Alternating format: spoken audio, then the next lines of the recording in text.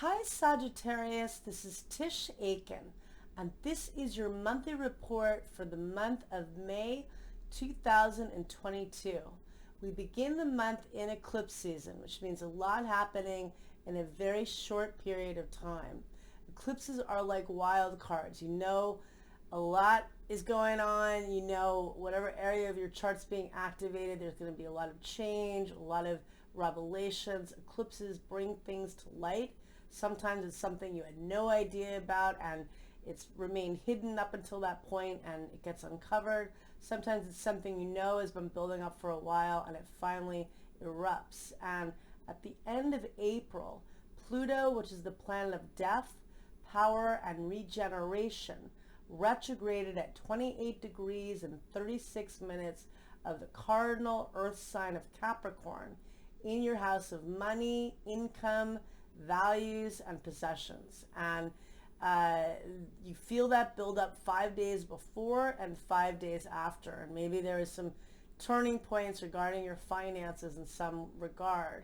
And then on the following day, on April 30th, there was a partial solar eclipse at 10 degrees and 28 minutes of the fixed earth sign of Taurus.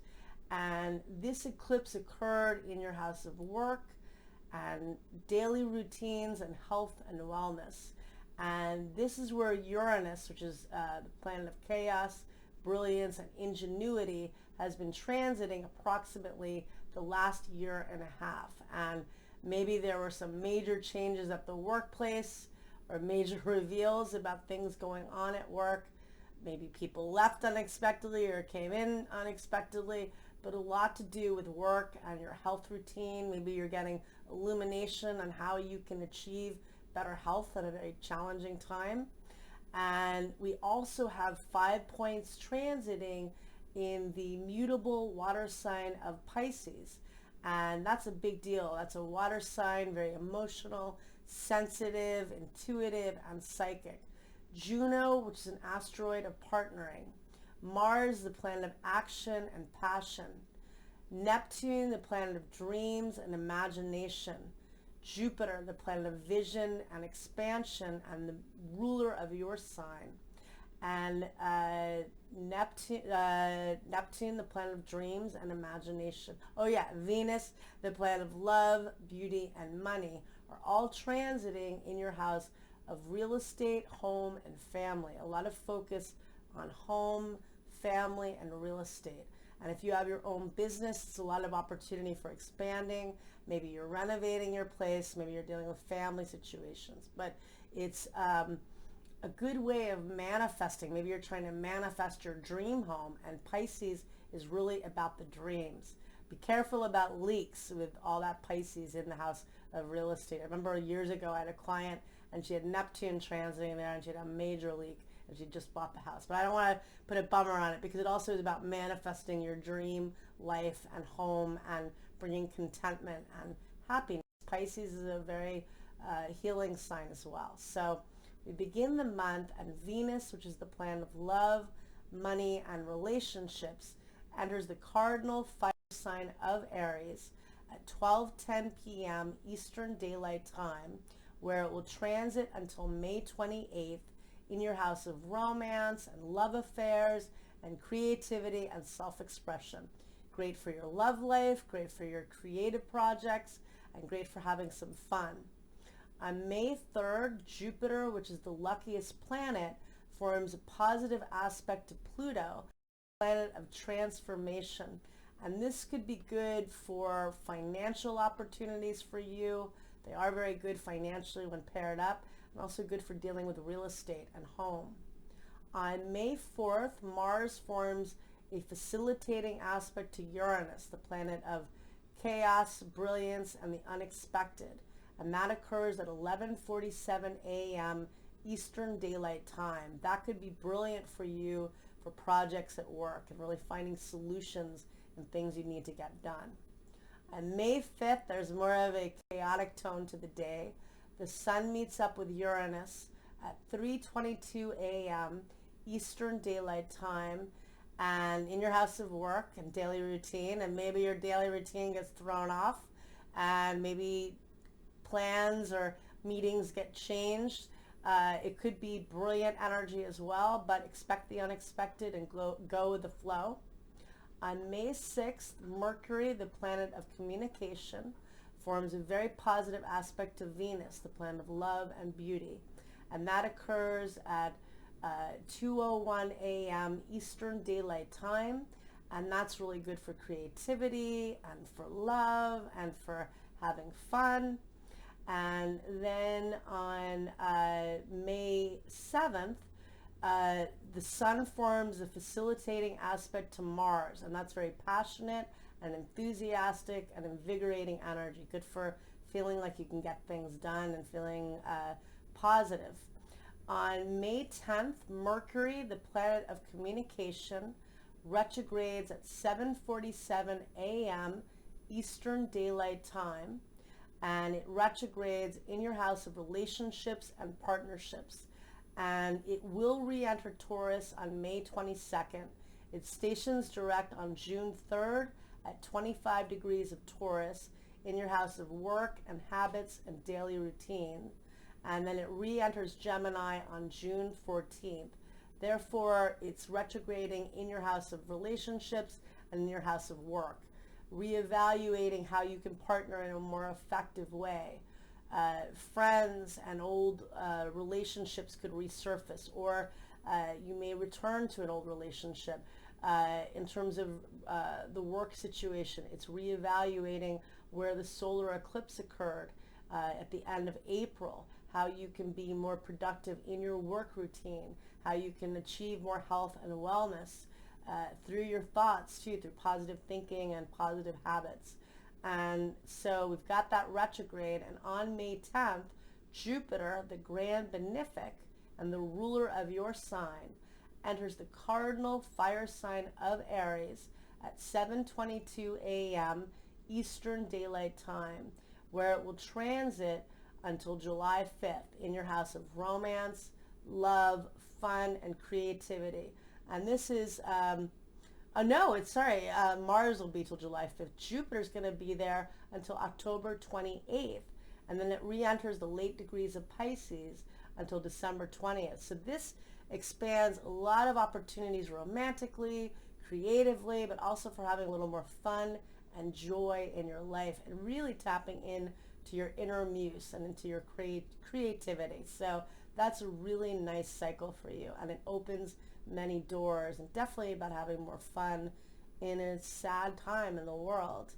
On May 15th, that's a huge day. It's the day of the total lunar eclipse. And so initially, Venus and Chiron, the wounded healer, meet up at 8:13 a.m. Eastern Daylight Time. And that's good for dealing with the wounds around love in order to heal. And then the sun squares Saturn at 2:49 p.m. Eastern Daylight Time. That can feel restrictive or blocked. But then the sun also forms a very positive aspect to Neptune, the planet of dreams, at 3:15 p.m. Eastern Daylight Time. And that brings creative solutions and good for manifesting positive opportunities in this disruptive time. Eclipses are very disruptive. And then the total lunar eclipse occurs at 9:14 p.m. Pacific Daylight Time, and on May 16th at 12:14 a.m. Eastern Daylight Time at 25 degrees and 18 minutes of the fixed water sign of Scorpio in your house of dreams and imagination. That's an intense eclipse. The moon is in its fall position because it is exalted in the opposite sign of Taurus. So it could bring up a lot of heavy emotions in order to heal and process, and letting go of things that are hindering you from obtaining and achieving. I just conflated the two words. From achieving your dreams and obtaining them, and also for doing healing work and honoring the loss and the challenges too, because that's a heavy eclipse in the house of endings, but hopefully eliminating things that are keeping you from your joy, which will be expanded with Jupiter in Aries in your house of fun through the end of October. But it's a big one, that eclipse. On May 18th, Mars meets up with Neptune at 2:33 p.m. Eastern Daylight Time. Oh, one other thing about that eclipse is the sun, moon, and the earth are perfectly aligned during the total lunar eclipse. The earth comes between the sun and the moon and blocks off the moon completely and brings things to light. And again, eclipses bring things for us to raise our consciousness and to evolve. And in a lunar eclipse in Scorpio, there could be a lot of hidden secrets, and particularly in your house of hidden information, but also in a way to transform yourself and to heal and such. So that's a big deal. Going back to the 18th, Mars and Neptune at 2:33 p.m. Eastern Daylight Time in the house of home and family, needing to get more rest, maybe doing creative projects around home, but taking it easy. On May 19th, the sun forms a very positive angle to Pluto, the planet of empowerment, at 8:11 a.m. Eastern Daylight Time. And that's good for feeling like you can get things accomplished and feel good about things. And then Mercury, the planet of communication, forms a positive aspect to Jupiter at 9:33 p.m. Eastern Daylight Time. And that's a very optimistic energy. Okay? And then on May 20th, the sun changes signs and enters the mutable air sign of Gemini, where it will be until June 21st, lighting up your house of relationships and partnerships. So more fun and light in that area of your life, partnering professionally, romantically, socially. And then on May 22nd, Mars and Pluto form what's known as a sextile. That's an aspect of opportunity at 3:54 p.m. Eastern Daylight Time. And that's good for getting things accomplished and feeling like, you're, courageous and you can get things done. And Mercury forms a helpful aspect to Mars at 11:27 p.m. Eastern Daylight Time. Good for doing research and doing work. On May 24th, Venus, the planet of love and money, forms a helpful aspect to Saturn at 7 o'clock a.m. Eastern Daylight Time. That's good for romantic opportunities, but also good for business and for marketing and pitching ideas.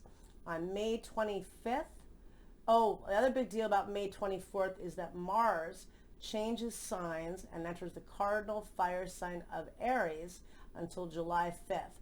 And that's a new 2-year cycle around love and fun and creativity. And it's, bringing a lot of energy to that area of your life. So having some fun this summer, hopefully. On May 27th, Venus squares Pluto at 2:29 a.m. Eastern Daylight Time. That could bring power struggles, and could bring arguments conceivably. Lay low with that energy. On May 28th, Venus changes signs and enters the fixed Earth sign of Taurus at 10:46 a.m. Eastern Daylight Time, where it will transit until June 22nd in your house of work and habits and daily routine, bringing more creativity to your work projects and to your health and wellness, maybe being more creative and bringing more fun to your workouts.